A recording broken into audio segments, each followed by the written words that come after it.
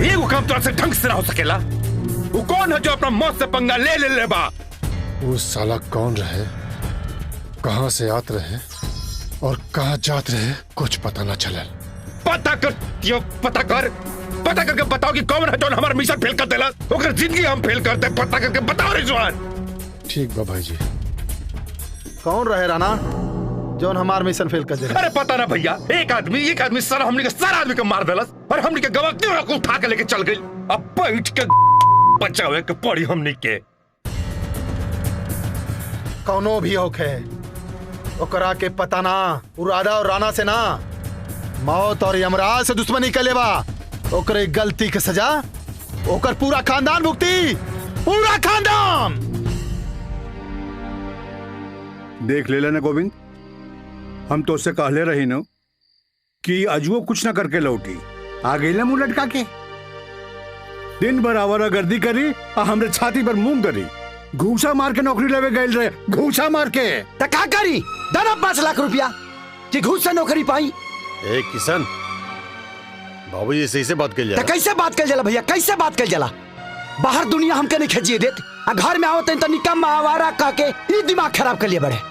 अगर ज्यादा ही का आंख में हम सुई खानी चुभता नहीं ना तो कह दो कैसे कि अलग करे हमके बांट दे हमारा हिस्सा। सन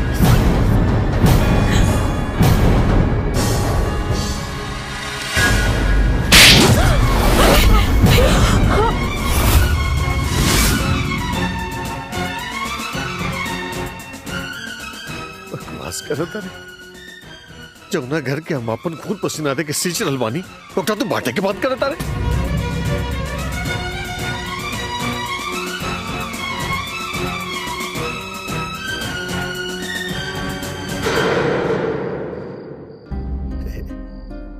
किशन, हे अमर भाई, देखा बिखर गए बड़ा आसान होला अमर भाई, लेकिन एक होके रहल बड़ा मुश्किल होला। बहुत तपस्या करे के पड़ेला रे, बहुत कुछ बर्दाश्त करे के पड़ेला। का हो गई तो रही सब, हाँ? का बकवास करे लगले?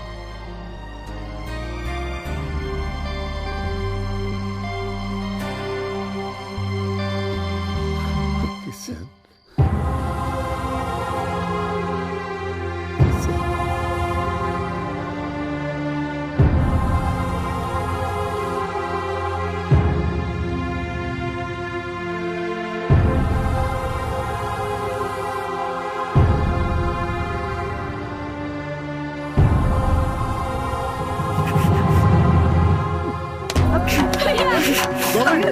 भैया रुकी।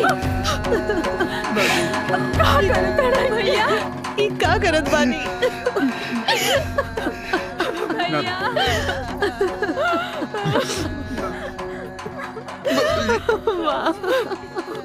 आज तक मम्मा किशन के कभी जोर से बोल लेता नहीं, तमाचा मार दिली ओकरा। भाई पता नहीं क्या सोचा तो ये मर छोट भाई। किसान, किसान, किसान।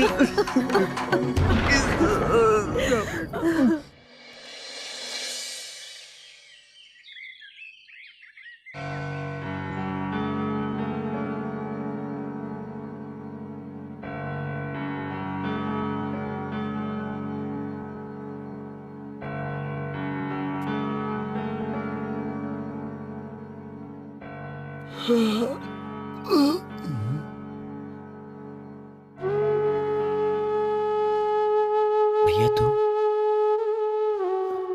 किशन भाई, तू ही आजकल का अनाप शनाप बोले लगला। भैया अभी अब के सूत के उठनी तले तो महाभारत शुरू हो गई ना। हाँ हमके मुंह हाथ धो ले बेदा, ओकरा बाद जैसे सुनाए कोई सुना दिया। अरे पगला, हम तो सुनावे नहीं किया भाई, तारा समझावे बानी। जन काल बस भैया बस, देख लेनी तोरो समझावे के तरीका। थप्पड़ मार के प्यार जतावला समझाइए।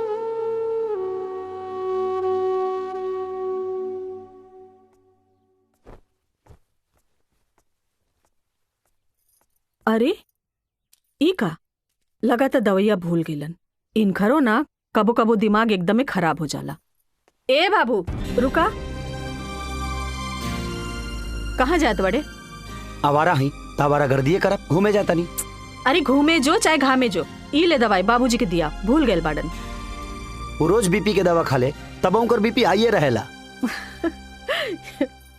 इहो ना। का बात हो मंगल, काहे उदास उदास बाड़ा? ना मालिक, ऐसा तो कोनो बात नहीं है। बात तो कोनो जरूर बा। काहे से जब से आयल बाड़ा तब से देखा थी तुम्हार चेहरा बुझल बुझल बा। अब का बताई मालिक, जेकरे उम्मीद के सगरो सूरज बुझत जाए ओका चेहरा तब बुझल बुझल ही लौकी ना। आखिर भइल का के का कर रहलस? हमार छोटका लड़का मालिक, अब ले तो आवारा लेखा घूमत रहे, अब वो घर द्वार बांटे के बात करत बा। काल गोविंद के साथे ओकर बाता बाती हो गई और गोविंद ओकरा के थप्पड़ मार देलस। यही से चेहरा तनी बुझल बुझल लौकता।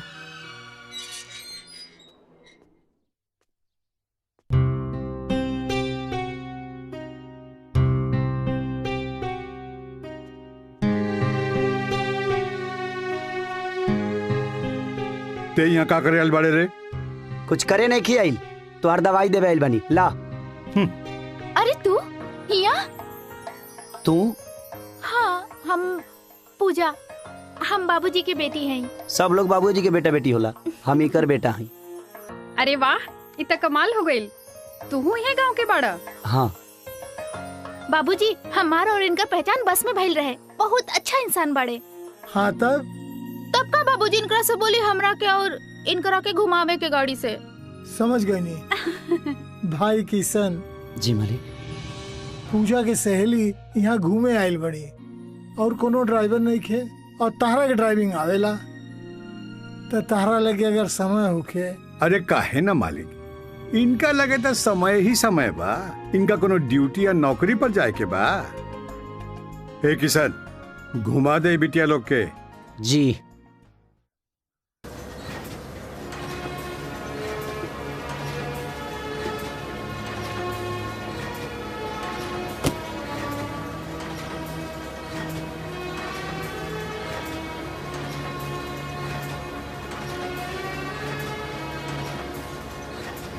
अगर ज्यादा ही का आंख में हम सुई खानी चुभता नहीं ना, टका तो कैसे किया करे समके बांट दे हमारा हिस्सा।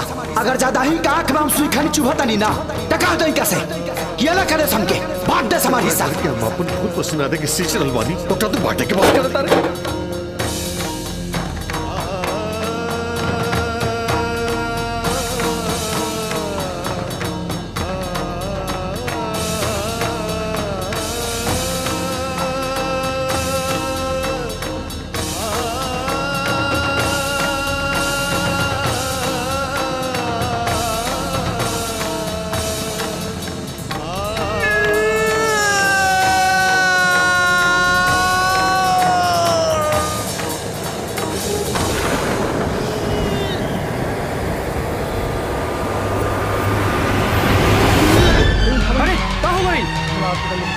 अरे तो तमाशा का देखा लोग, लेके जाओ हॉस्पिटल में।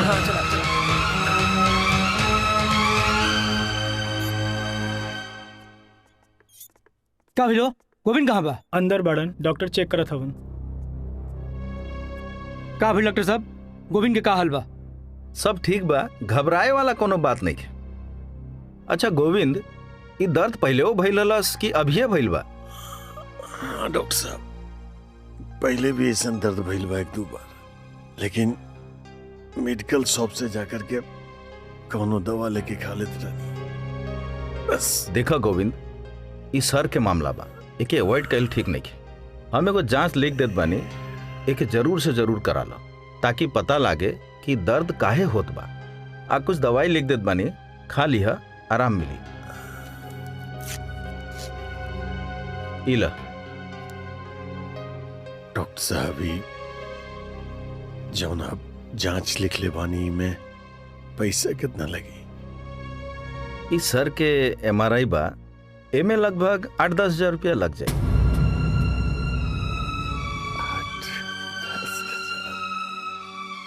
लेकिन डॉक्टर, देखो गोविंद, जान से बड़ा पैसा ना होला। ई सर के मामला बा, ज्यादा नजरअंदाज करबा तो ठीक ना हो। अब आपके कैसे बताई डॉक्टर, हमरा खातिर तो हमरा पूरा परिवार के 2 जून के रोटी चलावल मुश्किल हो जाला। अभी 8-10 हजार रुपया कोनो मामूली थोड़े बा हमरा खातिर। कोनो बात ना गोविंद, चिंता मत करो, सब ठीक हो जाए।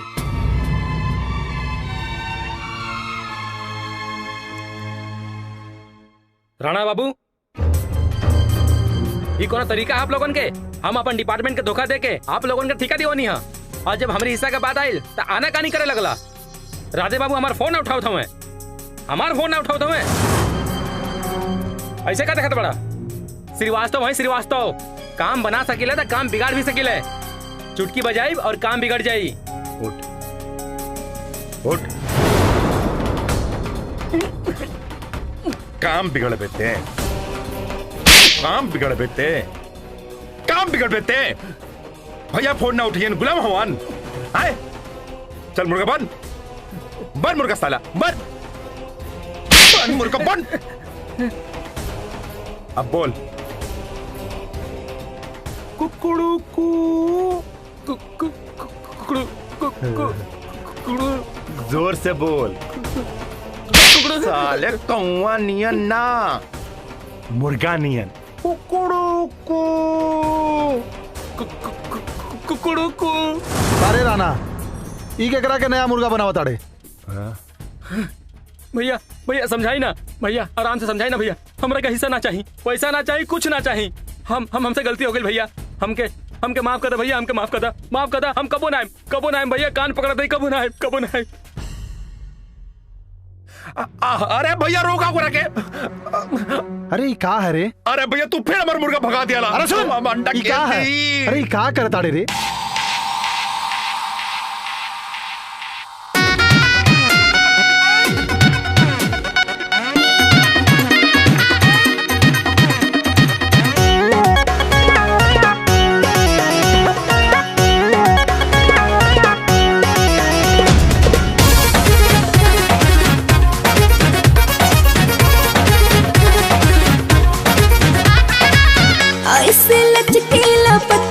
कमरिया जैसे खितवा के बाली हो, चूस के भागल आशिक भंवरवा हमरा होठवा के लाली हो।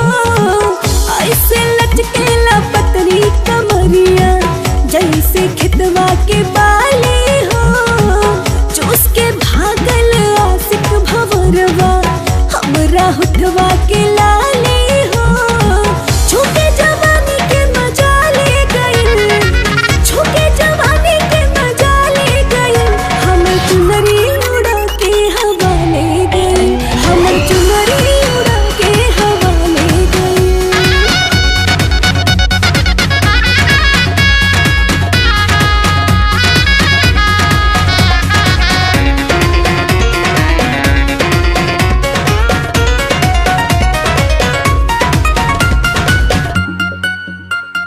पहिले पहिल पियनी गौआ में आके इनरा के पानी, तब से महुआ जस पियरा के हम तो जुआ तानी हो। पहिले पहिल पियनी गौआ में आके इनरा के पानी, ई मौसम मिजाज बहका ले गइल, ई मौसम मिजाज बहका ले गइल। हमर चुनरी उड़ा के हवा ले गइल, हमर चुनरी उड़ा के हवा ले गइल।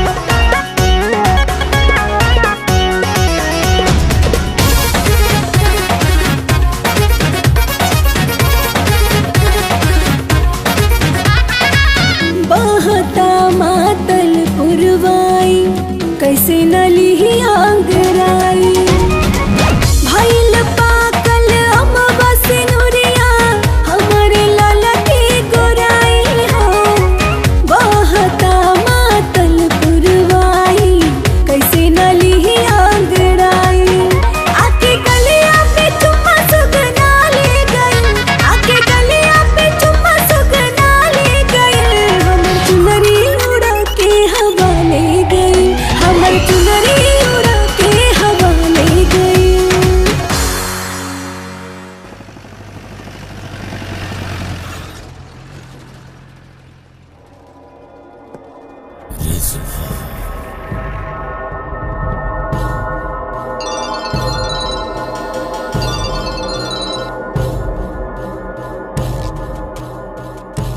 राधे भाई भाई जौना के तलाश रहे ना वो रउआ के गांव में घूमता और रउआ के बहन के साथ घूमता।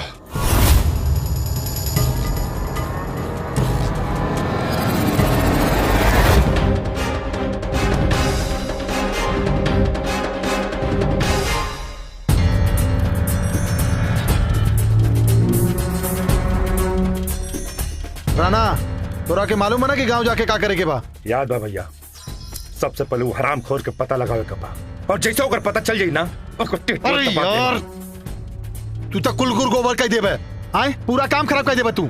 अरे जब हम काम खराब करते तो हमरा कह के भेज तर तू ही जा ना, जा हम ना जाए, जा तू ही जा। कितना समझाई तोरा के मामला जोश का ना होश का बा हमेशा तई मार काट करे वाला बातें करत अरे लेकिन अपना बहन के बात तू समझत हाँ, हाँ समझत हई। ठीक बा सुन कान खोल के ध्यान से सुन। वहां जो पहले और सबसे पहले ही पता कर कि ओकरा अपने बहन से का रिश्ता बा और पता चले पे ना सबसे पहले हमरा के फोन कर, फिर हम बताई तोरा के कि का करे के बा, काहे कि मामला बहन के बा। समझ गए ना? ना तो जो समझ गए नहीं जो चला तने प्रणाम। खुश रह।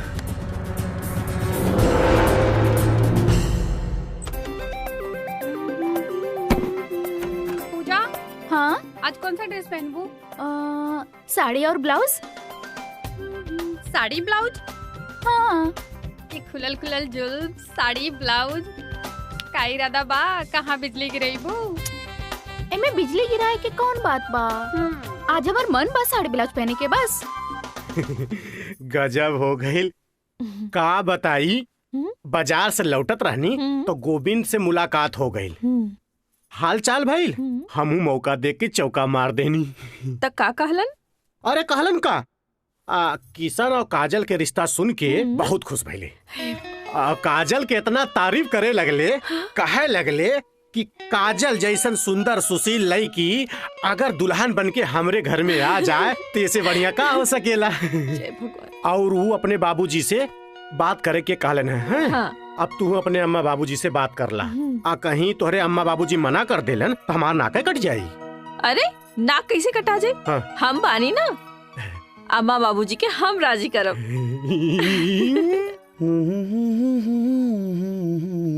किशन।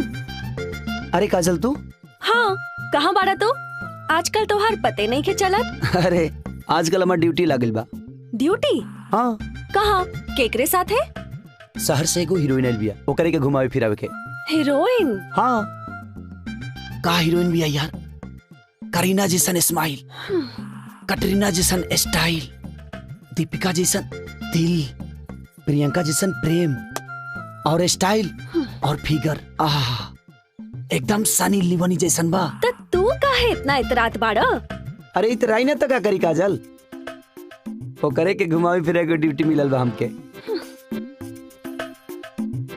अब तू बतावा कि हलवाई के मिठाई मुंह के पास रही तब मन ला लचबे नु करी। त जा खा जा मिठाई, यहाँ काहे खड़ा बाड़ा? तो तू काहे खिसिया तरुआ? खिसियाइब ना, हमार तोहार बियाह होके जात बा, हम तोहार सपना सजावत बानी और तू दूसर के पीछे दीवान की झाड़त बाड़ा। बियाह वो तोरा संगे ई कैसे सोचे लगलू? हाँ अरे बियाह तो हम ओकरे से करब जौन शहर से आइल बिया। का दुल्हन बिया, हाथ से लेते फूल झरेला, चले ले तब बाहर आ जाला और जब बोले ले ना तो कान में मिश्री घुलत हवे। तो जा घोड़ा ओही के साथ मिस्री, हम जाता नहीं अपन जान देवे खातिर।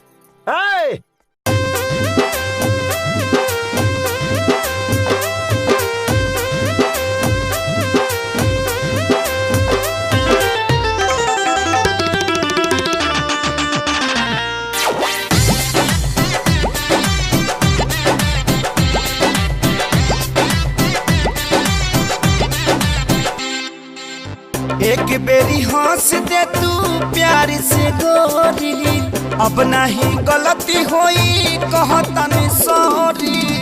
एक बेरी हंस दे तू प्यार से गोरी, अब नहीं गलती होई कहतनी सॉरी।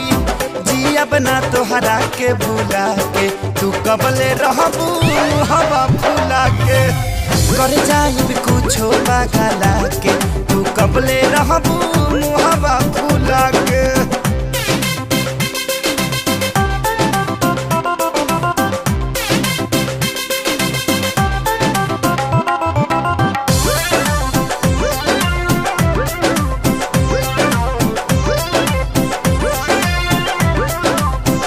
जैसे कहबू वैसे करब कबू, आपन जिद न धरब खाई क्रिया तोहार। उठत सुतत तोहके निहारब, तोहके आठो पहर दुलारब, ये तना करब हो प्यार। जैसे कहबू वैसे करब कबू, आपन जिद न धरब खाई क्रिया तोहार। उठत सुतत तोहके निहारब, तोहके आठो पहर दुलारब, ये तना करब हो प्यार। सब दिन बनल रही हमनी के जोड़ी, अब नहीं गलती होई कहतनी सॉरी। जिया बना तोहरा के भूला के तू कबले रहबू हवा फूला के, कर जाइब कुछो पागला के तू कबले रहबू हवा फूला के।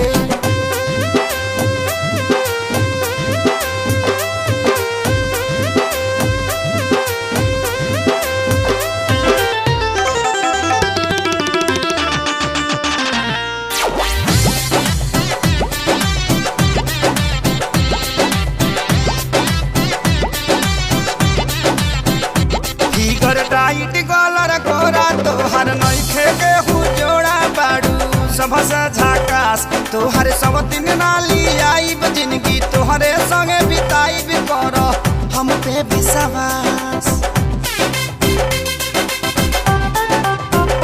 फिगर टाइट गलर कोरा तोहर नइखे के हुजोड़ा बाड़ू, सबसे झकास तोहर सब दिन नाले आईब, जिंदगी तोहरे संगे बिताईब, कर हम पे विश्वास। चाहे कितना तोहके आज बता दे, तोहरे ओढ़निया से फसरी लगा ले। जिया बना तोहरा के भूला के तू कबले रहबू हवा फूला के, कर जाइब कुछो पागला के तू कबले रहबू हवा फूला के। अरे काजल, इतना जल्दी हिम्मत हार गई लू? हम ही देखा तनी कि हमारे होखे वाले मेहरारू हमसे कितना प्यार करेले। अपन जान से भी ज्यादा किशन, अपन जान से भी ज्यादा। अपना से कबो अलग मत करिए हमके। अब तो ये हाथ और साथ मौत ही छोड़ा सकेला, केहू और ना।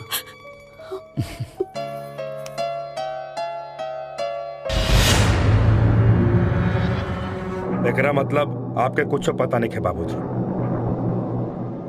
लेकिन राउर खामोशी और हैरानी बता रहल बा कि आपके तनिको भनक नहीं है कि पूजा कहाँ और केकरा साथे खिचड़ी पकावा तारी ना।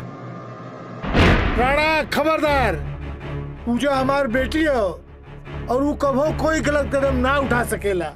और जानत हो वो लड़का, वो हमरा विश्वास पात्र मंगल के लड़का हो, और पूजा के घुमावे फिरावे खातिर हमें ओके इजाजत देले वाली किसनवा के।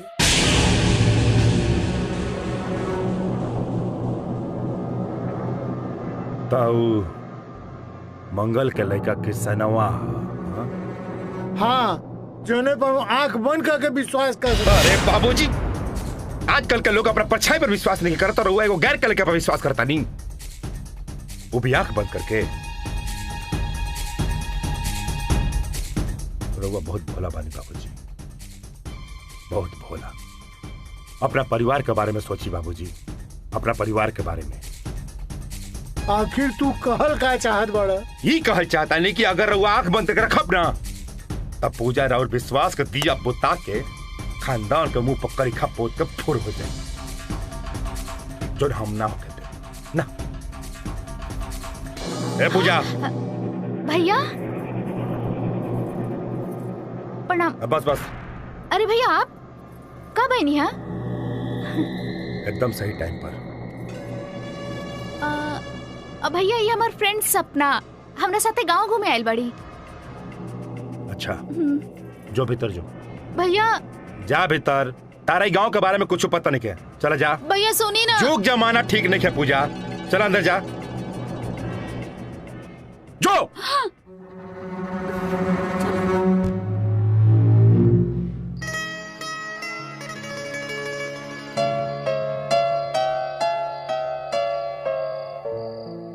किसान जब हम अच्छा काम कल चाहिए तब एक बाई ले लेला। का भाई रे? का हो गई? हमारा इतना तकलीफ बा, अब तू ऐसा बैठ के रोमांस कराता रहा। हम लुट गए नहीं, बर्बाद हो गए नहीं, कुत्ते हो गए नहीं, न घर के न घाट के। का हो गई? हमार मांग धोआता। तोर अमांग? हाँ, हमार ससुर हमार मेरा रुके दूसर बियाह करवावता। तो हम का करी? तू हमार लंगोटिया दोस्त हुआ, तो तू न करवा तो क्या करी? माने हम करी, मेहरारू तोर, ससुर तोर, अते कर दामादा, हम कह के मेहनत करी रे? ते कर। हमारा से ना होई भाई। कैसे ना होई? जाके कर। कैसे करी? कैसे? है मर्द बन, मर्द। जो मेहरारू को उठा के लेके आओ। हाँ बन जो मर्द, एक दिन खत्म मर्द बन। ठीक बा, अभी जाता नहीं, अपन ससुर के गर्दा उड़ा के आवता नहीं। हाँ जय श्री राम। एक दिन खाती, बाकी दिन पटदार झलनी है। सज्जो लेके आओ। गजोदर भाई जी, आप अपनी बेटी के सारी कहानी हमनी के तो बता देनी, ओकरा बावजूद भी हम अपन बेटा के शादी आपकी बेटी के साथ करे खातिर तैयार बानी जी। आप अपना बेटी के बुलाई। बेटी, बेटी चंपा, देखी ये हमार बेटी चंपा है, देखी। ना बाबूजी, हमार बियाह तो हो गइल बा, हम दूसर बियाह ना करब। काहे ना करबो? जय श्री राम। खबरदार, अगर हमर मेहरारू के दूसर बियाह करे के सोचला भी, गर्दा उड़ा दे। कारे का करबे तू? का करबे? आज जे ना करे के ऊ कर दे ससुर जी, बात मान ला हमार। तू कुछ भी कर ले, लेकिन हम अपन बेटी के हाथ तोरा हाथ में ना दे। काहे? हमरा में का कमी बा? अरे कुले कमी बा, तोरा कुल खानदान में कमी बा। मोटू है काम के ना काट के 9 मन अनाज के। भाग सरो, भाग। भागब ना ससुर जी, आज हम अपन मेहरारू के भगा के ले जाई। आवा हमार पोपो, चलो अरे चलो। ना जाए दे, ना जाए दे, हम ना जाए दे, ना जाए दे बेटी के, हम ना जाए दे। चल जल्दी से।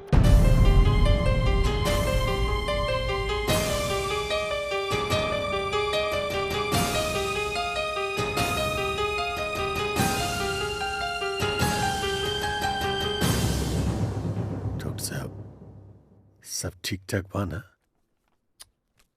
गोविंद कुछ ठीक नहीं है। हमारी रिपोर्ट में हिम्मत से काम लगोगे। सुख दुख जीवन के हिस्सा होला, जौने सब के साथ गुजरेला। केहू के बड़ होला, केहू के छोट। डॉक्टर साहब आप साफ साफ बताई ना, का है इनमें? गोविंद, तोहरे दिमाग के बीच में ट्यूमर बा।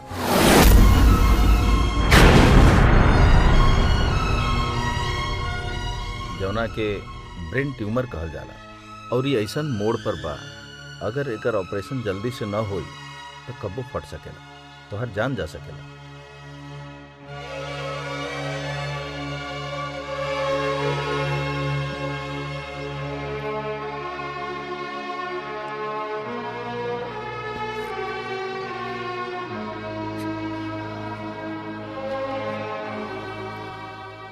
कितना दिन बाद?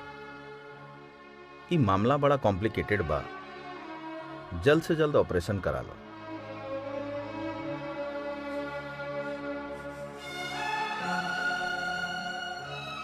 कितना पैसा लगे? देखा, ऐसा मामला में 10 से 12 लाख तक खर्च हो जाए। वैसे हम कुछ दवाई लिख देत बानी, ये ले ला, ऐसे आराम होई, लेकिन ऑपरेशन जल्दी करा लिया। ये ला।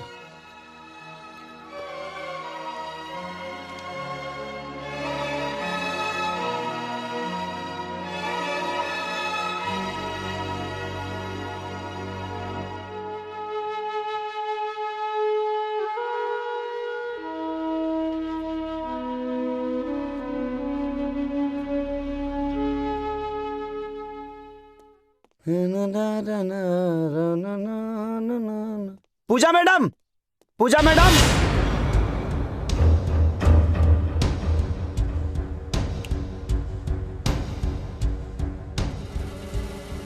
तते हवे किशन कन्हैया जी। किशन तब पूजा पूजा पूजा के कारट लगे बड़े रे। पूजा से तोरा का मतलब बा? पूजा मैडम घुमावे खाती कहता लिया। तोरे इतना हिम्मत कैसे बोले अपना गंदा सामान से हमरा बहन के नाम लेवे के?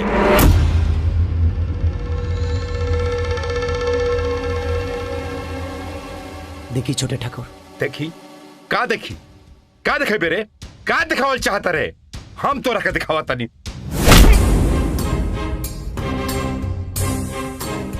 दोबारा अगर बस छोटा ठाकुर बस। दिखावे खाती तो हम एक हाथ में पूरा जमीन आसमान दिखा सकेले, लेकिन ना तोरा बाबूजी के इज्जत करी ले।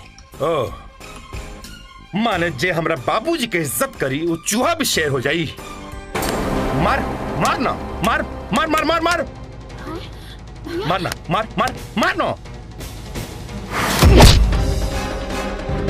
अरे किसान, अरे का करत बड़े, का करत बड़े? छोड़ छोड़। दोस्त, तेरा के शर्म नहीं खियावत हैं? सब लाज लिहाज भूल गए बड़े। छोटका मालिक पर हाथ उठाओ तारे। बाबूजी पहले गलती कैले है हम ना, और तू हमरे के डांटा तारा। राणा ये सब क्या हो रहा बा? अरे मंगल, ये सब क्या हो रहा है? बड़का मालिक, हमरा खुद नहीं क्या मालूम कि छोटका मालिक अब किसनवा में का चल रहा बा। छोटे मालिक, हम रोज से हाथ जोड़ के माफी मांगता नहीं कि ई नादान है। एक से जौन गलती भइल है ओकरा के माफ कर दी। अपना बेटा से बेइज्जती करवा के ते हाथ जोड़ता रे। बाबूजी, बाबूजी, बाबूजी, बाबूजी। छोटा ठाकुर,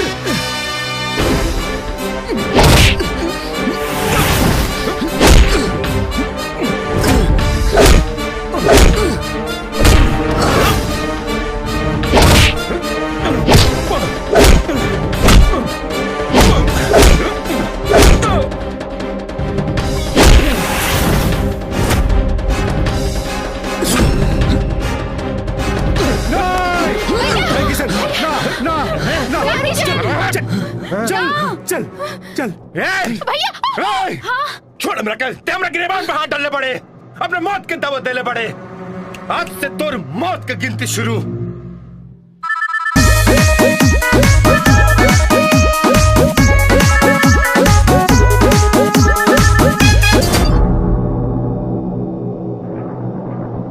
अरे रिजवान, फोन उठाओ रे।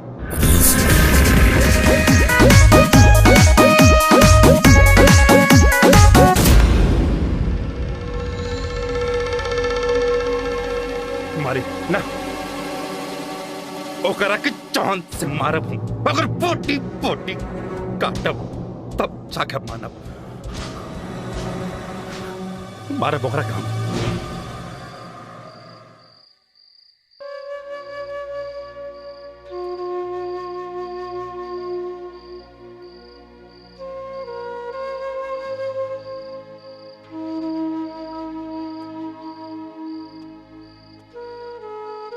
भैया, का भैया आज इतना देर लगा देला? भौजी सवेरे से तोहरे खातिर तीज के त्योहार मनावत बाड़ी, तोहरे लंबी उम्र खातिर उपास रखले है, और तू इतना देर से आवत बाड़ा। भैया कुछ बोलत काहे नहीं खा, इतना उदास काहे बाड़ा?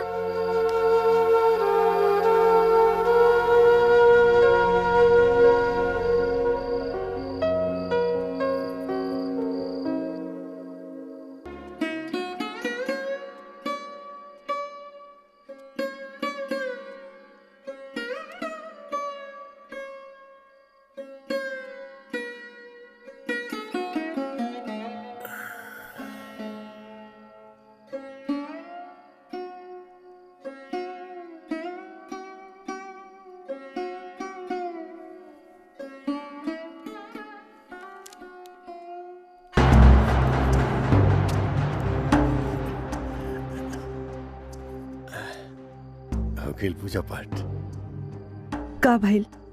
कोनो बात बाका? कहाँ कोनो बात नहीं की इंदु। देखी, हम रौर पत्नी है, रौर के खुशी और गम दोनों पहचाने ली, हमसे कुछ ना छुपाई। बतावा का बात बा? अरे कुछ ना पगली हूँ।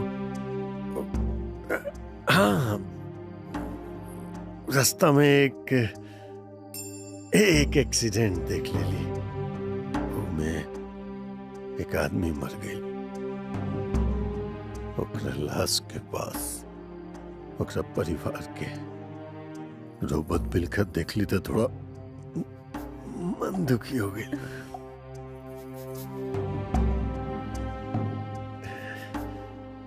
एक बात पूछी इंदु?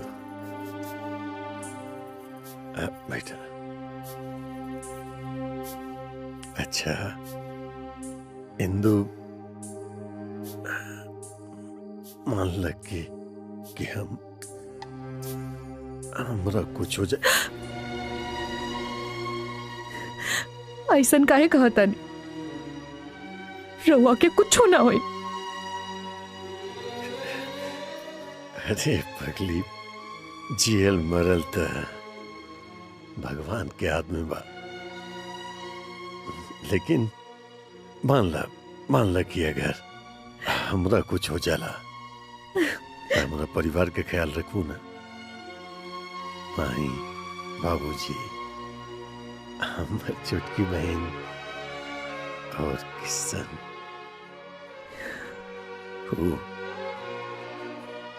बड़ा बड़ा भोला भाला बा, हमनी के बेटा के समान बा। तू ओकरा विशेष ख्याल रखू ना। अरे पगली, तू रोवे काहे लगलो? हम तो ऐसे ही पूछा। गोविंद, सब लोग बाहर आवा। बाबूजी बुलावता। गोविंद, बाहर आवा सब लोग। बाबूजी पूछा एकरा से ई चाहत का बा? किशन, का हो गए? का भइल बाबूजी? आज ही बड़का मालिक के लड़का के साथ मारपीट कैले सा। अरे ये हमार नौकरियों छोड़वा दी। भैया, जे दू वक्त के रोटी देला ओकरा खातिर एकरा दिल में इतना बड़ा सम्मान बा, त जे हमके पैदा कैले बा ओकरा खातिर हमरा दिल में कितना बड़ा सम्मान होई। और हाँ, वो हमके कुछ बोली तब बर्दाश्त कर लेती और कहीं नहीं भी, लेकिन तोहके कुछ और करी ना तभी मरले बानी। दोबारा कुछ कैले तक काट देबो करा के। देखा तारा करा के। बाबूजी, आप खामखा के गुस्सा हो जाइले। अरे बच्चा बा किशन, समझ जाई, बहुत जल्दी समझ जाई। हो आई देवर जी, यहाँ बैठी, हम बाबूजी के समझा दे। हम तोहरे खातिर प्रसादी लावतानी। हाँ, यहीं बैठा।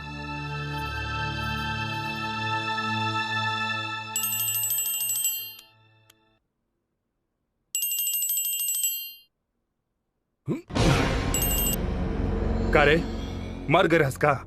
हैं? का से तो फोन ट्राई करता नहीं, कहाँ बढ़ रहे थे? भाई जी, कल रात को पार्टी में रहने पते न चलल। अरे सारा हमारी इज्जत चल के तू पार्टी मनावता रे। तू घोड़ी के नौकर हमरा गिरेबान पे हाथ डालस, हमरा ये मुंह पर थप्पड़ मरलस और ते पार्टी मनावता रे। का बात करा तानी भाई जी? कि कर कलेजा 5 गज के हो गइल बा, जेकरा अपन मौत से डर ना लागल। अरे वहे जोन तोरा के मार के हमने के मिशन फेल कर देलस। ओकर करेजा के ओकरा हड़क में हाथ डाल के निकाल लेवे के बा। तू बस पहुंच, ओकर के मौत के घाट उतारे के बा बस।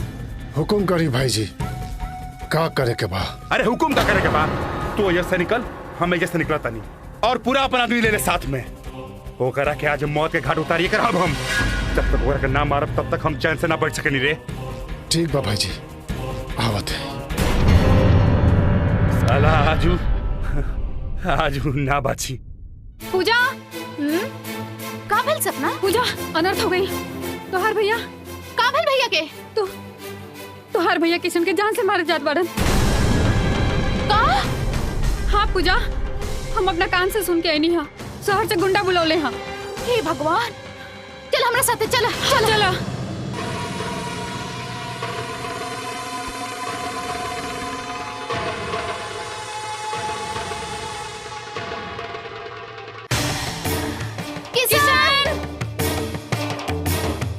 किशन कहीं नहीं खेलौकत। सपना अब का कल जाए? पूजा, पुलिस के फोन लगावे के पड़ी। हो सकेला पुलिस कुछ करी। हाँ हाँ तू ठीक कहा तारू। किशन किशन किशन किशन।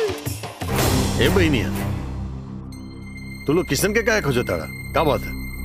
आप किशन के जानी ले? अरे किशन हमार छोट भाई है। का भइल?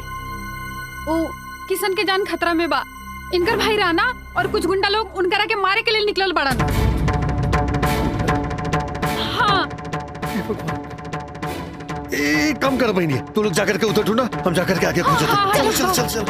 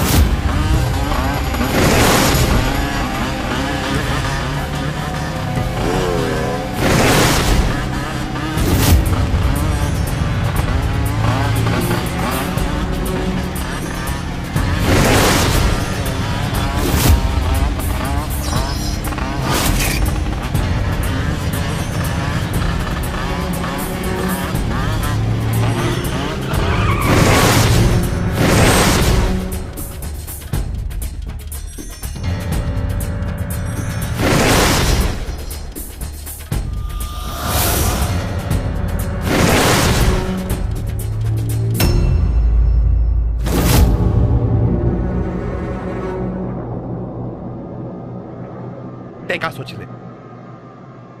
हमरा गिरेबान पे हाथ डाल के ते अपना मौत से बात जेबे।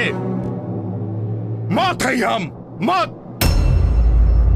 हम अपना दुश्मन के मार के ओकर खून पियनी, छाती फाड़ के कर्जा खायनी। हमारा पे हाथ उठौलस, हमरा गिरेबान पे हाथ डालने पड़े। पहले तोर हाथ काटब, हाथ काटब जगह से छूले बड़ा तू हमरा के। चल जो।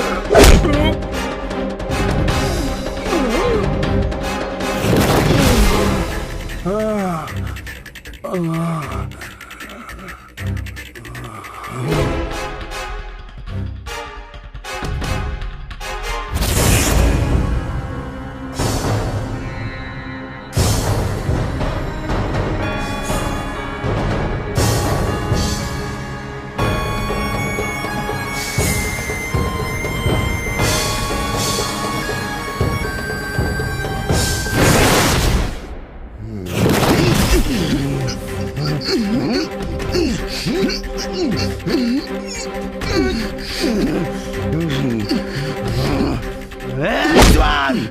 रिजवान! रिजवान उठ! मार! मुंह का दिखाता रे, मार!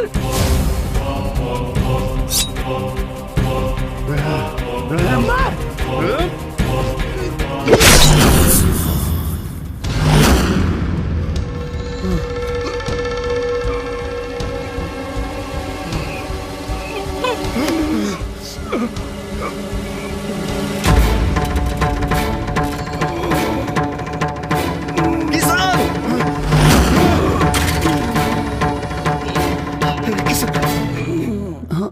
तेरे कितना बार काली की सब लड़ाई झगड़ा में मत पड़ल कर।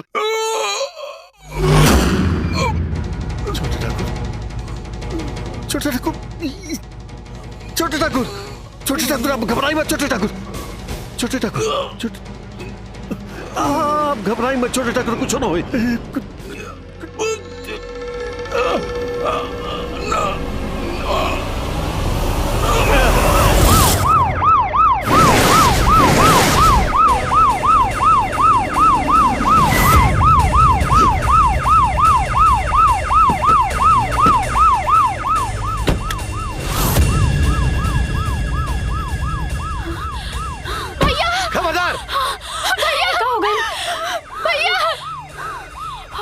You are under arrest, Mr. Govind. भैया चलो, चल। लेकिन दरोगा जी हम कुछ ना कही। पोस्टमार्टम के लिए ले जाओ इसको। अब तेरा जॉन कहे कोई ना, पुलिस स्टेशन में चल के कहिया। चल किशन, किशन, अरे चलोगे? किशन, किशन।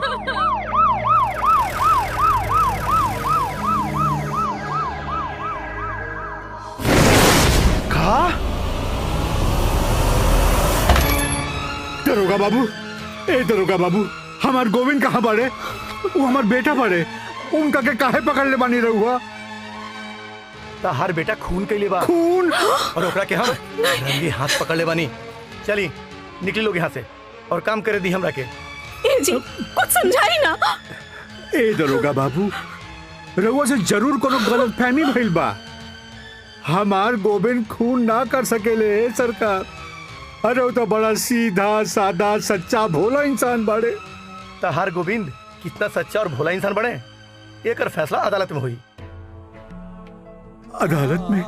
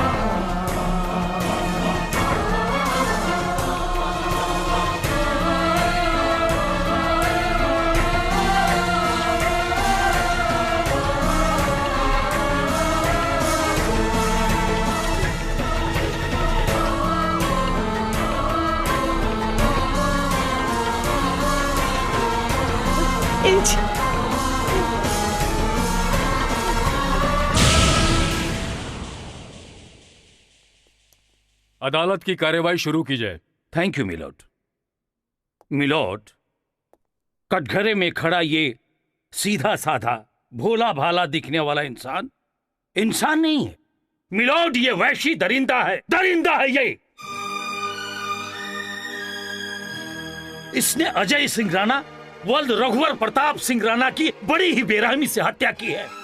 मिलोड, इसने अजय राणा के पेट में तलवार को ऐसे घोंपा जो पीठ को चीरते हुए बाहर की तरफ निकल गई।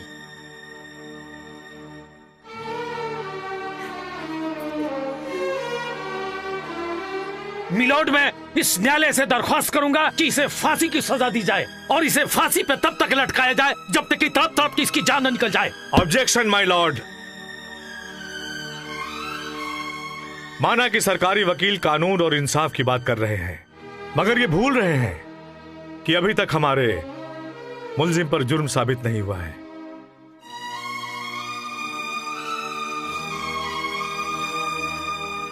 इसलिए इस तरह सजा और सजाए मौत का ऐलान करना अनुचित है।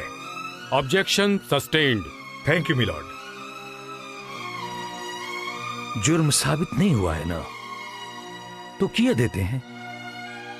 मिलॉर्ड, मेरे पास कुछ ऐसे गवाह हैं जिनके आंखों के सामने अजय सिंह राणा का कत्ल हुआ है।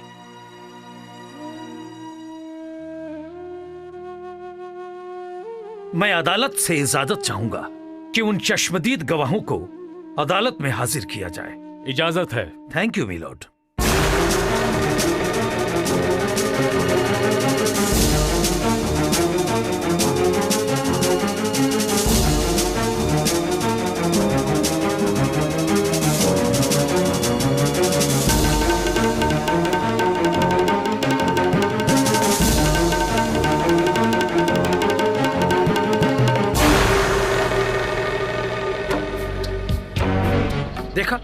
देखा मिलॉर्ड, इतने सबूतों, इतने गवाहों के बाद मुझे नहीं लगता कि इस कातिल दरिंदे को मुजरिम साबित करने के लिए और सबूतों और गवाहों की आवश्यकता है, क्योंकि एक भी गवाह इसके पक्ष में है ही नहीं। वाह जज साहब, वाह हमार छोट भाई किशन।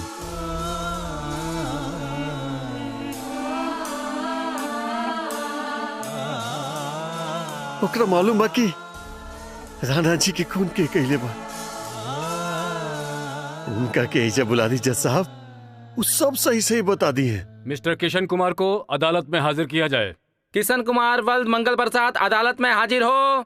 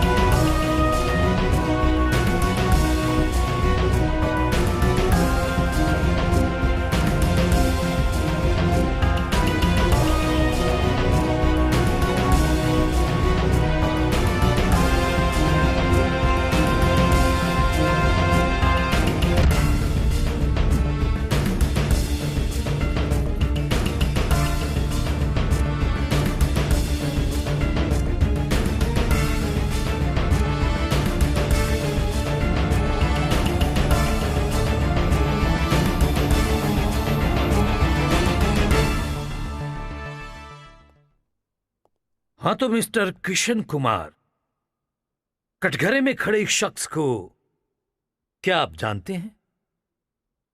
जी, इनका नाम गोविंद है और ये मेरे बड़े भैया हैं और इनका मेरा रिश्ता रामायण के राम लखन जैसा है। Good, very good mister Kishan Kumar. Govind का कहना है कि अजय राणा के कत्ल के समय मौके वारदात पे क्या आप मौजूद थे? जी। फिर क्या देखा आपने? अजय सिंह राणा का कत्ल किसने किया?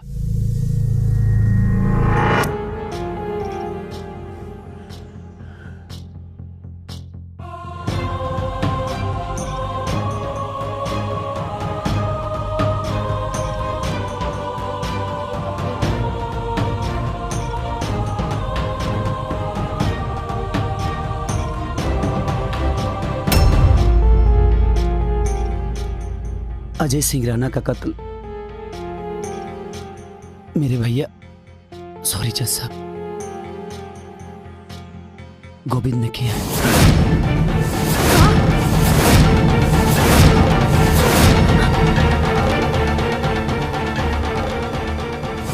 अरे किसनवा ई का कहत बाड़े? अपना भाइये के फसावत बाड़े। तू भाई अब के कसाई। Order order order. जज साहब अरे झूठ बोला था। आप बैठ जाइए। बाबरा हो गई बा न जाने का नाम शराब पकड़ा। जज साहब बैठ जाइए अपनी जगह पे। अदालत की कार्यवाही चलने दीजिए, वरना आपको कोर्ट रूम से बाहर कर दिया जाएगा।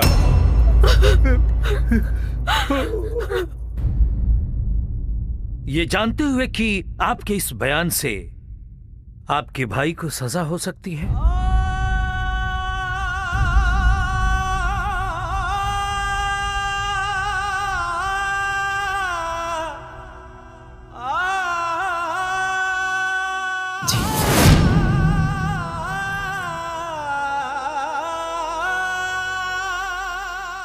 जज साहब, रिश्ते नाते से बढ़कर मेरे लिए इस देश का कानून है।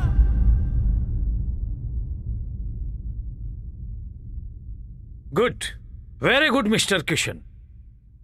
मिलॉर्ड, गोविंद के भाई किशन के इस बयान से ये पूरा केस दूध का दूध और पानी का पानी बिल्कुल साफ है। अब मुझे कुछ कहने की जरूरत नहीं है। That's all my Lord.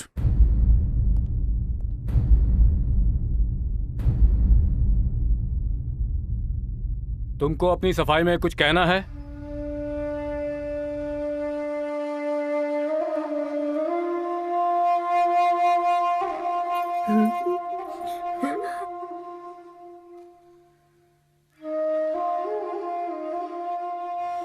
जज साहब,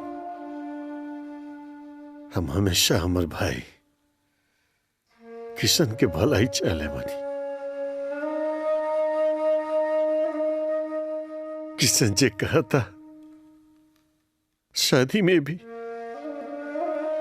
हमार भाई के भलाई होगी। अगर हमार भाई कलश के हम हत्या कैले बानी तो हत्या कैले होकर हम सब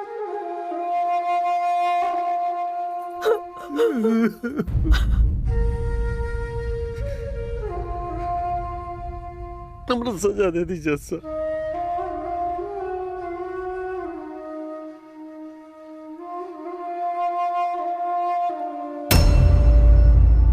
पेश किए गए सबूतों और गवाहों के मद्देनजर ये अदालत इस नतीजे पर पहुंची है,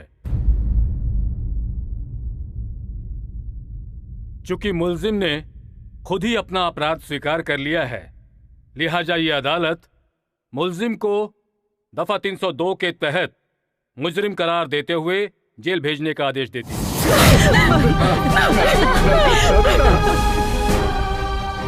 ये अदालत अपना फैसला सुरक्षित रखती है। 28 तारीख को मुजरिम को सजा सुनाई जाएगी।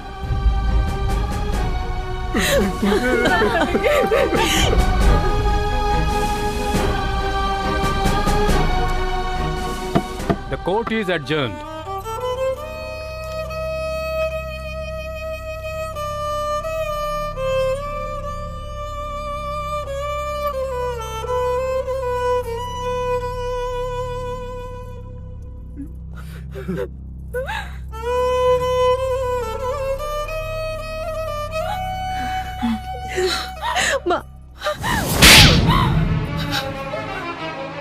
दोस्त कुलघाती, तू भाई ना कसाई बड़े कसाई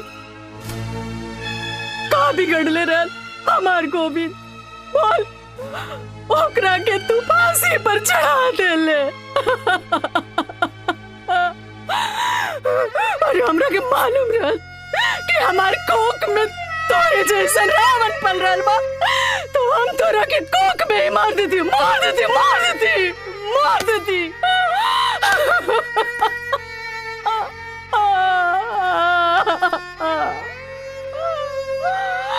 अरे काहे पाथर पर माथा पटकत बाड़ू शांति? ये आशीर्वाद दे वाला पाथर ना, माथा फोड़े वाला पाथर है। हम अच्छा तरह से जाने ली बेटा, अच्छा तरह से जाने ली कि खेल तू काहे खेलत पड़ा। तोरा गोविंद के हिस्सा चाहिए। कान खोल के सुन लो, हमरा जीते जी तोरा के एगो फूटी कौड़ी भी ना मिली। अरे तू हमरा से हमार बेटा छीन लेला, आज से हम तोहर खून का अधिकार छीनत बानी। खत्म हो गई सारा रिश्ता नाता। तू आज से हमरा खातिर मर गईला, हम तोरा खातिर मर गईली। कभी भूल के अपनी शकल न दिखाइया हमरा के। चलो शांति, चलो यहाँ से। का देवर जी, एक थप्पड़ के सजा फांसी होला। हमरे पति के डांट फटकार इतना बुरा लगल तो हमरा के मार गरिया ले रहती। हमार सुहाग काहे उजाड़ देनी। रौरा के तो हम बेटा से भी बढ़ के मानत रही। फिर दुश्मन काहे बन गई नी देवर जी, काहे?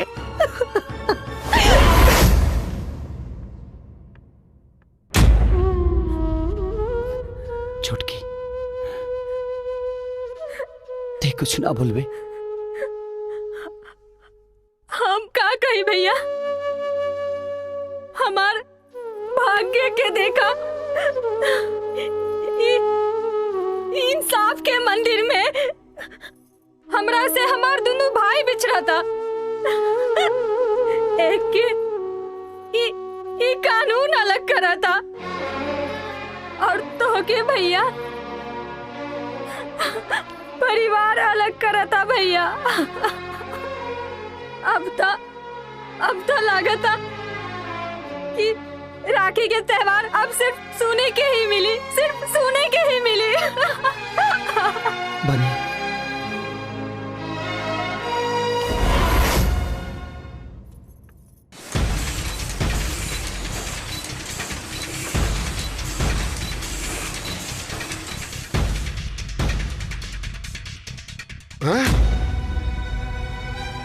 ना ई कबो नहीं हो सकत। का भइल जी? ये एकदम गलत फैसला बा। फैसला गलत होके या सही, माराई के तो दोनों भाई के बा। अगर गोविंदवा के सजा मिली तो किसनवा के मार दे, और किसनवा के सजा मिली तो गोविंदवा के मार दे। बेटा, मामला अदालत में बा और उन्हन के सजा अदालत तय करी। तू ऐसन बात काहे करत बाड़ा? लिए कि हमारी अदालत में फैसला भाई बाकी बा, इंसाफ बाकी बा। हु कुल मिल के हमरे एक भाई के मरले बाड़े ना, हम जब तक दोनों के ना मार देम ना, हम तबले चैन के सांस न ले बाबूजी, चैन से ना बैठब। इंसाफ ना तोहार जीत हुए राधे बेटा। यही जीत के चलते हम अपन एक बेटा खो चुकल बानी और अब हम कुछ नहीं के खोवल चाहता नहीं। घबराई मत बाबूजी, खोयला और रोयला के दिन तो वो लोगन के चालू हो गइल बा। अब वो घर में सिर्फ और सिर्फ मातम के सहनाई बजी, सिर्फ मातम के।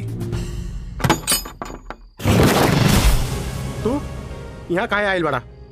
काजल से मिले खाते। काजल से तोहर कोनो रिश्ता नहीं के, भूल जा काजल के और निकल जा यहाँ से। चल भैया, आखिर ऐसा का हो गए कि तू अचानक से रिश्ता खत्म कर चाहता रहा? यही में तोर भलाई बा।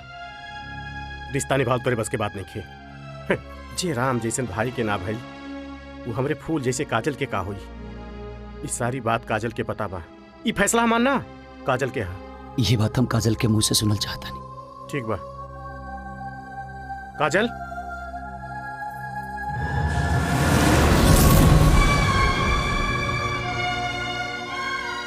काजल, ये हम कहा सुना था नहीं। उहे जौन सच्चाई बा। फिर क्रिया कसम, प्यार मोहब्बत और जन्म जन्म साथ रहे के वादा, वो सब हमार भूल रहे। पहचान ना पाईनी तोहरा के, लेकिन अब सब समझ गई नी। जे खून के रिश्ता ना बुझलस, वो प्यार के रिश्ता का बुझी है। काजल, बस बहुत हो गई, अब निकल जाए यहाँ से। काजल,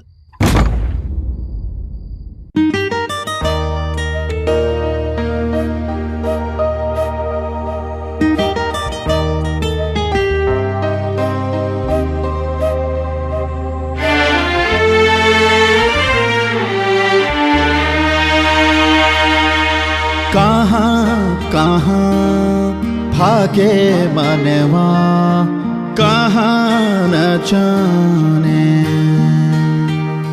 हो कहाँ कहाँ भागे मनवा कहाँ न जाने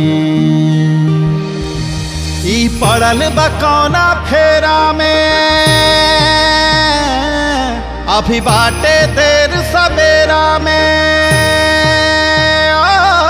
ई पड़ल बकौना फेरा में अभी बाटे देर सवेरा में चोट खा के भी पगला ना माने ई तो ना माने ना माने कहाँ कहाँ भागे मनवा कहाँ न जाने कहाँ कहाँ भागे मनवा कहाँ न जाने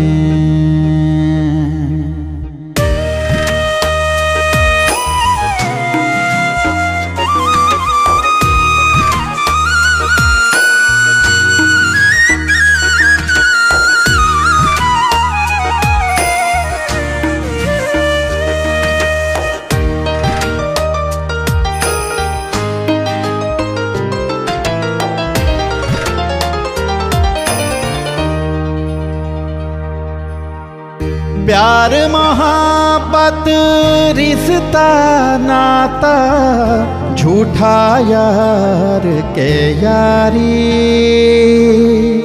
प्यार मोहब्बत रिश्ता नाता झूठा यार के यारी बड़ी मुश्किल बा दुनियादारी जिंदगी जियल बहुत बा भारी चोट खा के पगला ना माने इता ना माने ना माने कहाँ कहाँ भागे मनवा कहाँ न जाने कहाँ कहाँ भागे मनवा कहाँ न जाने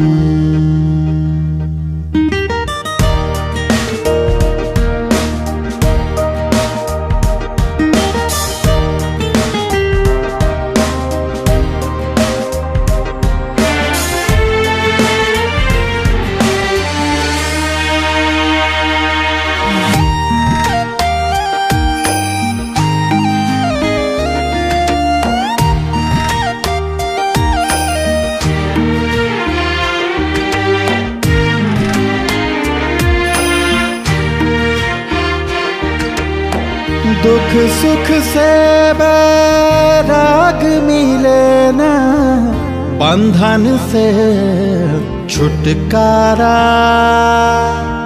दुख सुख से बैराग मिले ना बंधन से छुटकारा रंग बिरंगी आसमान धारा माया खेल दिखावे सारा चोट खा के भी पगला ना माने इता ना माने ना माने कहाँ कहाँ भागे मनवा कहाँ न जाने कहाँ कहाँ भागे मनवा कहाँ न जाने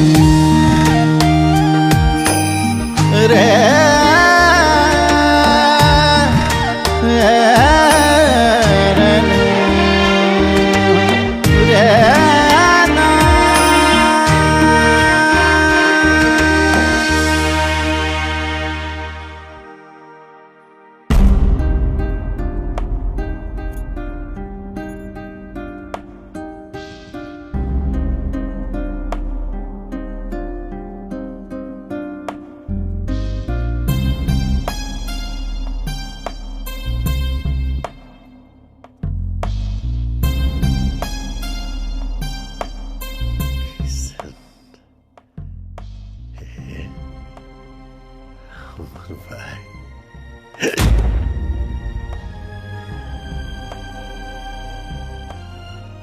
मत समझिए भाई कि तोरा से हमरा कोनो शिकायत है।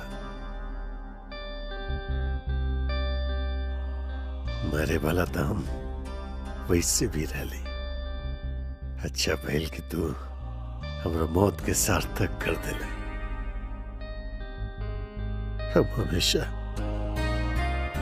हमेशा तेरे खुशी चली भाई, लेकिन मरे के पहले एक चीज जानल चाहता है कि हमरा मुहला में तारा कौन खुशी मिली।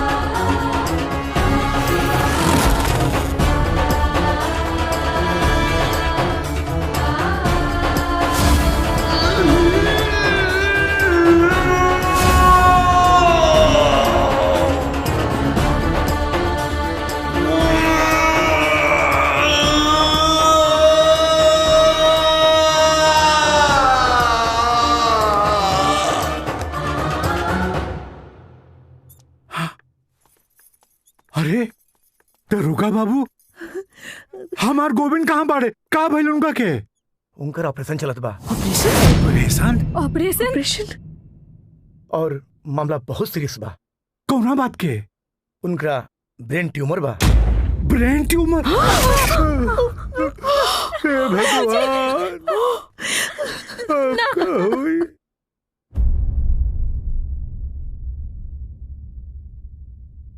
बड़ा ही कॉम्प्लिकेटेड मामला था। भगवान का लाख लाख शुक्र है कि ये बच गया। हालांकि मैंने इसे पहले भी कहा था ऑपरेशन करवा लो, पर इसने मेरी एक नहीं सुनी। अच्छा वो डॉक्टर साहब ये बच गया। ये कानून का मुजरिम है और इसकी सजा 28 तारीख को सुनाई जाने वाली है। अच्छा डॉक्टर साहब, तब तक ये कोर्ट में पेशी लायक हो जाएगा ना? बिल्कुल, तब तक तो ये पूरी तरह से फिट हो जाएगा।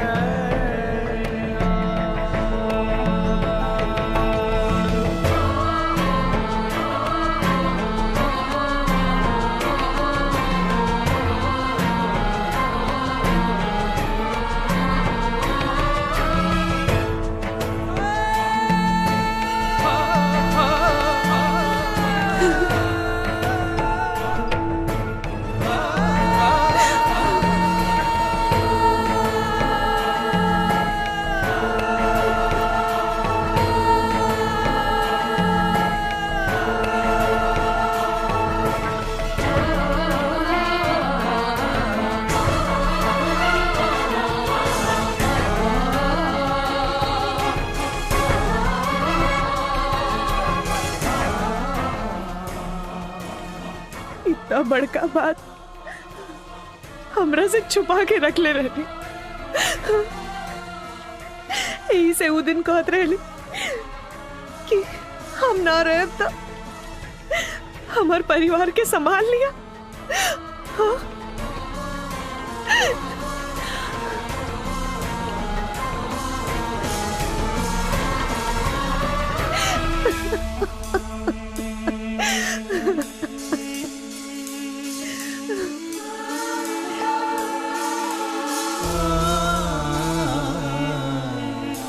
अब आप लोग सब जाइए, पेशेंट को आराम करने दीजिए प्लीज।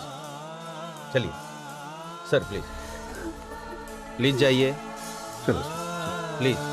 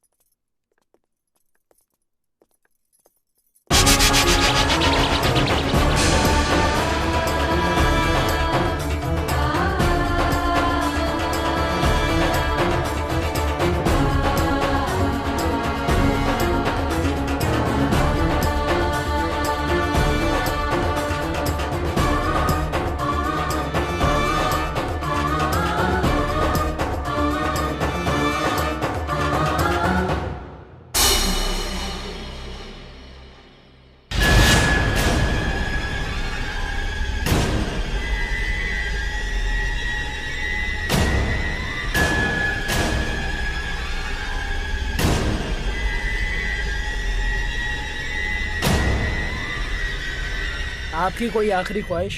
साहब, हमरा कोनो औलाद नहीं के, लेकिन औलाद के कमी कभी जीवन में महसूस न कर पैली। हमर छोट भाई किशन ही हमरा खातिर औलाद से बढ़ के बा। हम चाहब कि हमरा मरला के बाद हमरा चिता के अग्नि हमर छोट भाई किशन ही दे।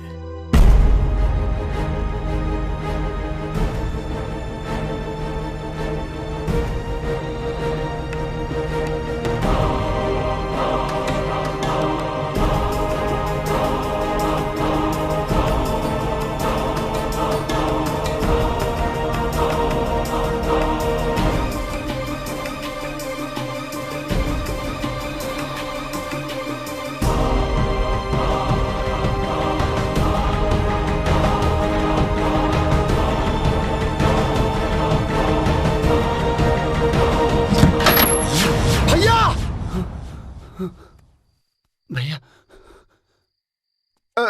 का भेल किशन? कोनो बुरा सपना देखला का? हाँ भाई, बहुत बुरा सपना देखनी।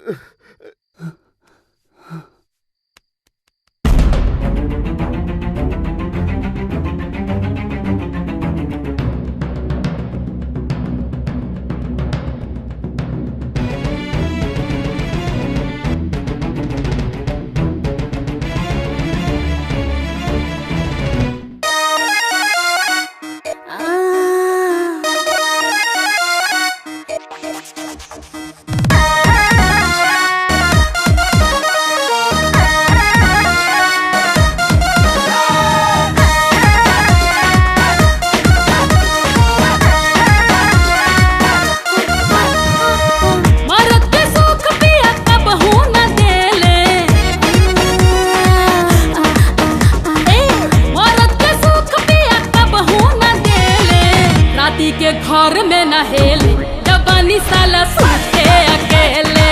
राती के घर में न हेले जवानी साला सूते अकेले। The fucking rhythm, I gotta give him,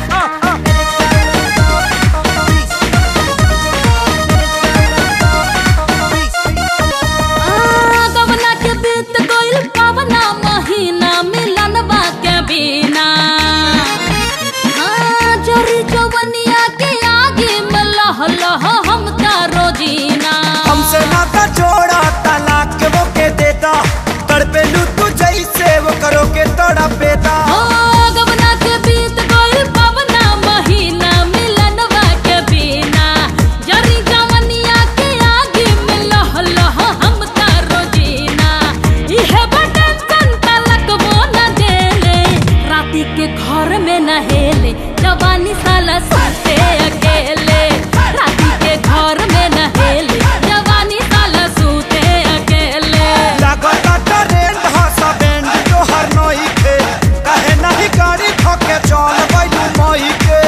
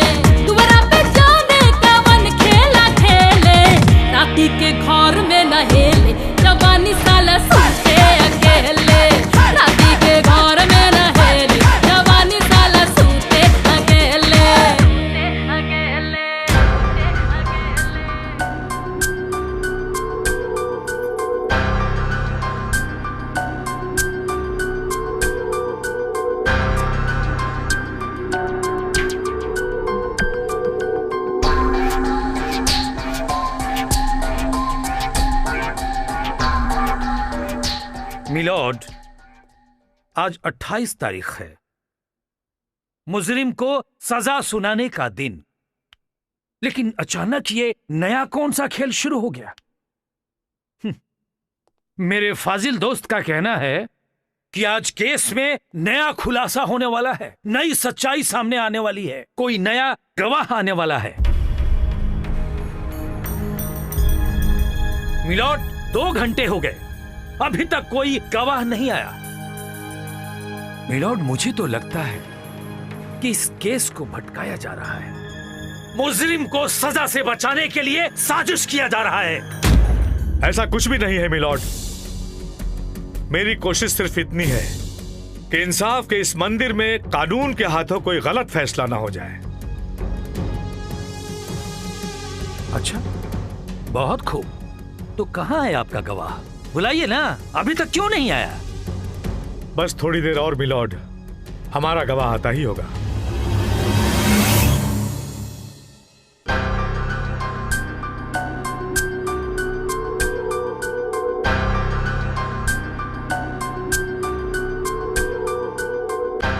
milord, अब ये बहुत हो चुका। ये अदालत का अपमान है, कोर्ट का मजाक उड़ाया जा रहा है। मिलॉर्ड, वो गवाह नहीं आएगा, वो हमें धोखा दे रहा है। मिलॉर्ड, कानून से बड़ा कोई नहीं होता है। मुझे लगता है कि अदालत को फैसला सुनाना चाहिए। That's all milord. कोर्ट का वक्त खत्म हो रहा है मिस्टर वकील। आपका गवाह अभी तक नहीं आया। कोर्ट आपकी वकालत पर सवालिया निशान लगाते हुए आपके गवाह मिस्टर किशन कुमार पर कोर्ट की तौहीन करने और कोर्ट को गुमराह करने के जुर्म में मुकदमा चलाने का आदेश देती है। यह अदालत गोविंद वल्द मंगल प्रसाद को अजय सिंह राणा वल्द रघुवीर सिंह राणा के कत्ल के जुर्म में दफा 302 के तहत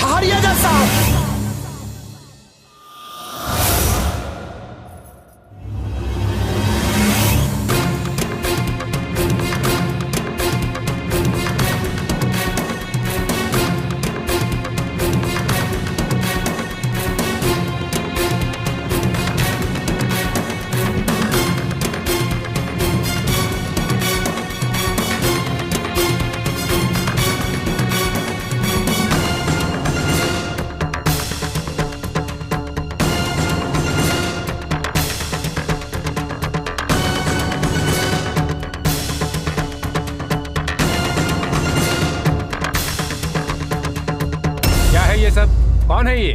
जज साहब, ये रिजवान है। ये गवाही देना चाहता है, आप सबको कुछ बताना चाहता है जज साहब। लेकिन ऐसी हालत इसकी कैसे हो गई? किसने मारा इसको?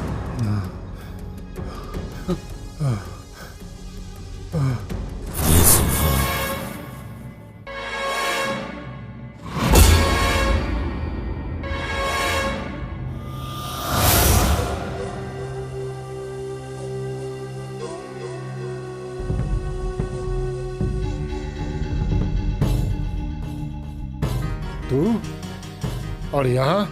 हाँ, हवा के झोंका ही तूफान की तरह कहीं भी ढुक सकीले। यही जा का करे आज बाड़े तो के ले जाके गवाही दिवावे खातिर, ताकि जौन जुर्म ते कैले बड़े ओकर सजा केहू और के ना मिले। चल कानून के बता दे कि राणा भाई के कत्ल ते कैले बड़े, और अगर ना जाए ता उठा के ले जाए। हवाला और हलाल काम बा हमार, रिजवान नाम बा हमार, बड़का मर्द बनत बड़े रे। हमरा अड्डा में घुस के हमरे से दादागिरी। अड्डा सुअर और सियार के होला, सिर जहां जाला वही जी ओकर अड्डा बन जाला।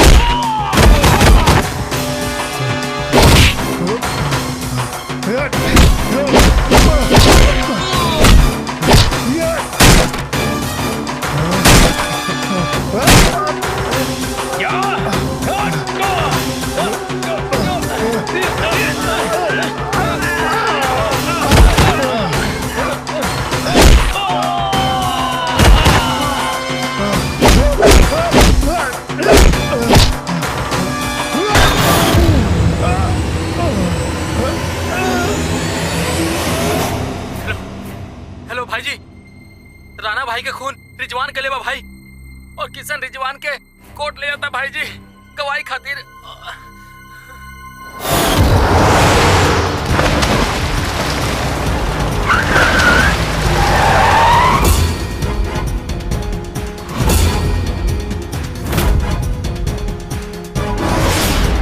भाई जी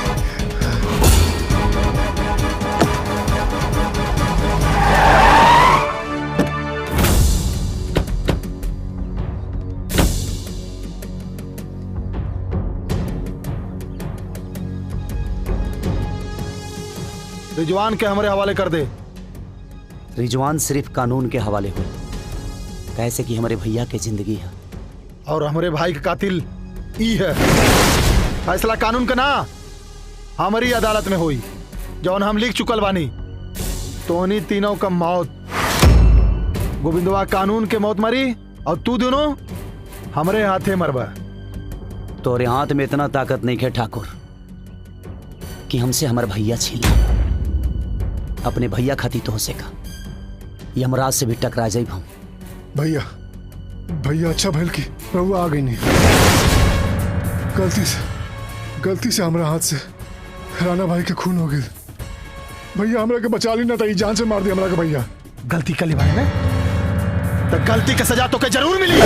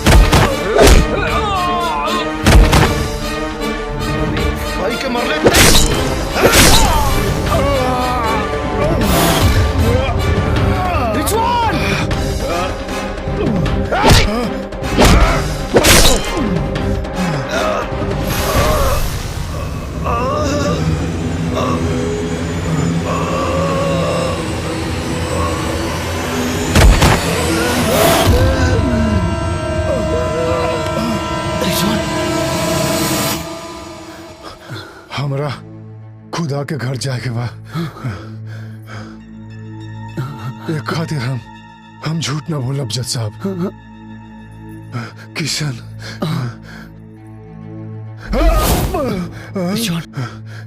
किशन और गोविंद दोनों बेकसूर बड़े जज साहब।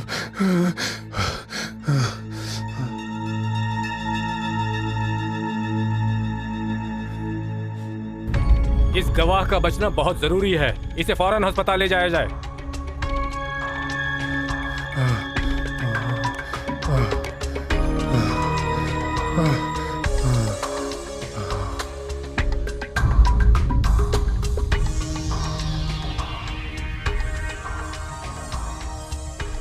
अगर तुमको अपने भाई को बचाना ही था तो उस दिन झूठ क्यों बोले? अपने भाई के खिलाफ झूठी गवाही क्यों दी?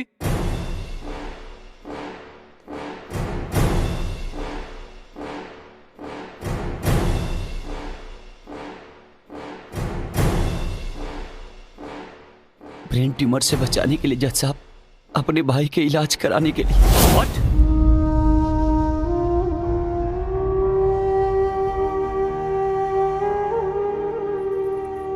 जज साहब, हम बेरोजगार हैं, बेकार है। मेरे घर की 2 वक्त की रोटी भी बनती है तो मेरे भैया के मेहनत से बनती है। मेरे घर में अगर खुशी है तो मेरे भैया के बदौलत। और हम गरीब आदमी हैं जज साहब, हम अपने भैया के इलाज नहीं करा पाते। और मैं अपने भैया से बहुत प्यार करता हूं, और अगर ये मर जाते ना तो मेरा पूरा परिवार मर जाता। और ये बात मुझे उस दिन पता चली जिस दिन मेरी भाभी तीज का व्रत की थी और भैया के लिए लंबी उम्र की दुआ कर रही थी।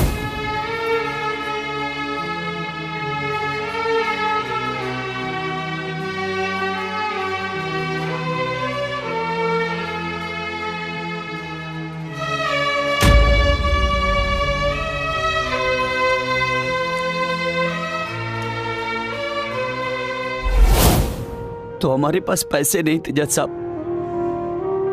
और हमारी शक्ति नहीं थी कि मैं अपने भैया का इलाज करा सकूं। मेरे पास और कोई चारा नहीं था। जज साहब, आपको जो भी सजा देना है हमें दे दीजिए। मैं मानता हूं कि मैंने गलती की है, लेकिन मैंने जो भी गलती की है अपने भैया की जान बचाने के लिए की है, अपनी भाभी की सिंदूर बचाने के लिए की है, अपनी मां की कोख बचाने के लिए की, अपने बाबूजी के विश्वास के लिए किया।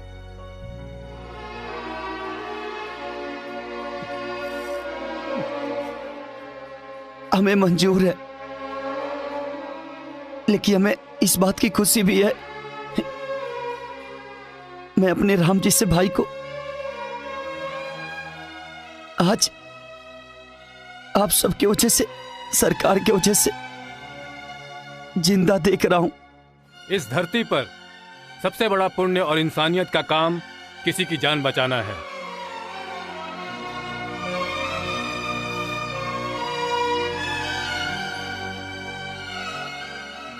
लेकिन तुमने कोर्ट के सामने झूठ बोला और कोर्ट को गुमराह किया, लिहाजा ये अदालत तुम्हें इसकी सजा देगी। 1 साल कैद या 6,000 रुपए जुर्माना, इन दोनों में से कोई एक सजा तुम्हें भुगतनी होगी।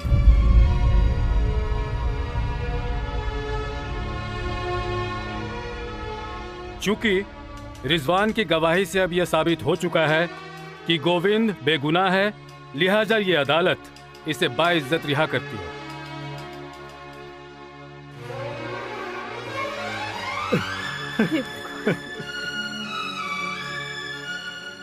The court is adjourned.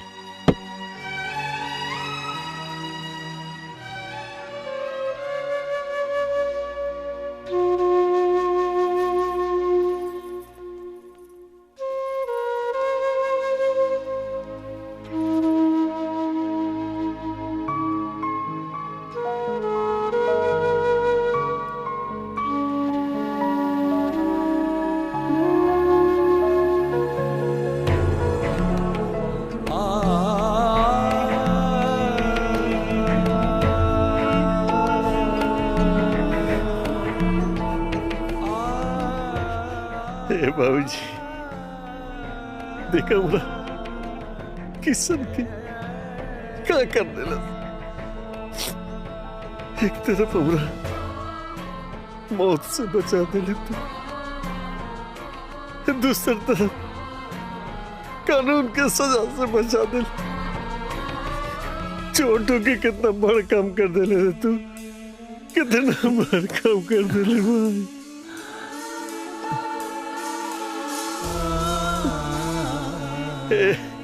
बाबूजी, माई, आज हम सीना ठोक के पूरा दुनिया से काम भाई हो तो ऐसा किसन के जैसा। किसान, ए पार्टनर, आई नहीं आई। ए हटा साहब, हटा भाई। पार्टनर, इस साहब तारा कितना देर से खोजत रहन, इनका के पकड़ के लिए नहीं। हाँ अरे यार किशन, तुम्हारे घूसा ने तो मेरा दिमाग घुमा दिया और तुम्हारी बातों ने तो इंसानियत सिखा दी। ईमानदारी की कसम यार, ये लो तुम्हारा ज्वाइनिंग लेटर और मेरी फैक्ट्री में आके मैनेजर का पोस्ट ग्रहण करो।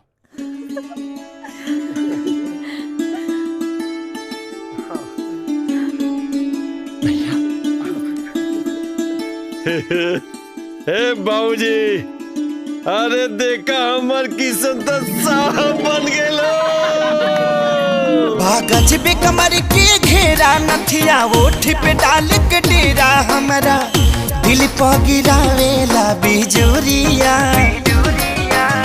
जब जब छुएला कमरिया उठेला लहरिया।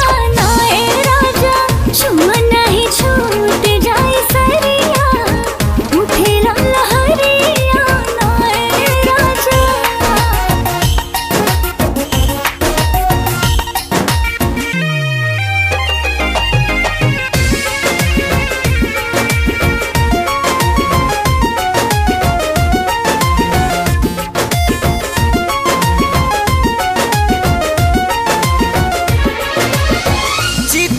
चोरौला से चैना नैना चीती चोर हो।